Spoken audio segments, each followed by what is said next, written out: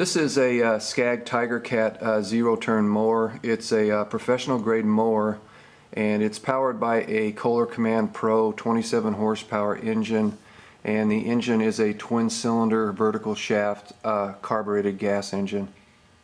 Problem with this mower is it's got a dead battery, and you can't start the mower unless you jump start it. Some history on this mower: at the end of last mowing season, the battery went bad.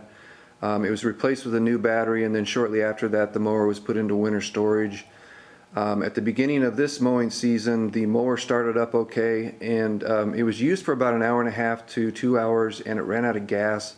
When they tried to restart the mower, it wouldn't start unless you jump started the mower. So that's when I was brought into the picture. I was asked to take a look at it and see if I could find out what the problem is. First thing that I did is I verified that the battery was low, and it was, and I also checked all the connections to make sure that there were no corroded or bad connections. Since I know that this battery is fairly new, and I know that the mower wouldn't start after it had been running for about an hour and a half, I suspect that there's a charging system problem. So how I'm going to verify that is I'm going to take a voltage reading across the battery with the mower off. Then I'm going to take a voltage reading across the battery with the mower running at full throttle, and if the charging system is doing anything, I should have a higher voltage reading across the battery when the mower's running than when it's off. So that's the next step. The voltage reading across the battery with the mower off is 12.19 or 12.2 volts. So now I'm going to start the mower and show you the voltage reading across the battery with the mower running at full throttle.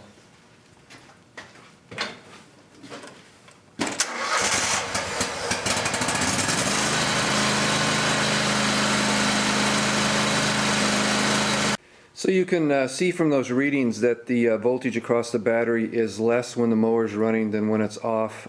So that definitely indicates that there is a problem with the charging system on this lawnmower. If you download the Kohler manual for this engine, Kohler will tell you what the alternator voltage should be before it reaches the regulator rectifier, which is right here.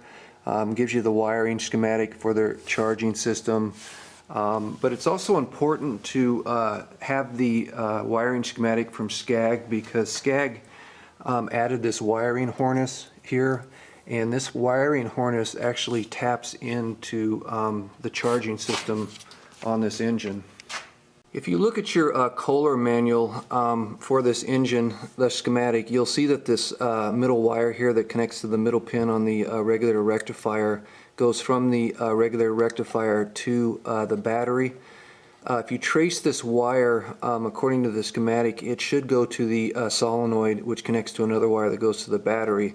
But what's happened here is Scag has tapped into this wire, and if you follow the wire through their wiring harness, it actually ends up right here, and if you open this up, you'll see that there is a 20 amp fuse which is blown, and that is a problem with the charging system.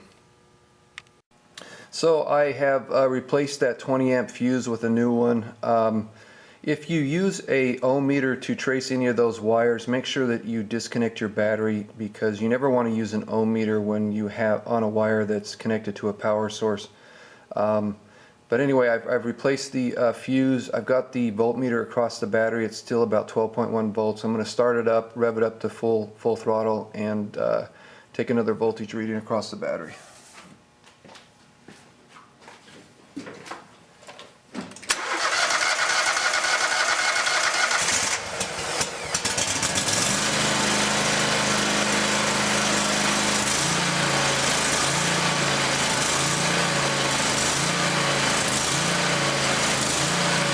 As you can see from those voltage readings, replacing that burnt fuse, the charging system is now charging the battery. Now I just need to find out why the fuse burned out to begin with, and hope that it's not a sporadic problem. But I'll have to do that in another video. It was really helpful in knowing that the battery in this mower is almost brand new, and also that the battery was discharged almost immediately after the mower had been running for about an hour and a half. So, you know, knowing the history of the mower helped in diagnosing the problem.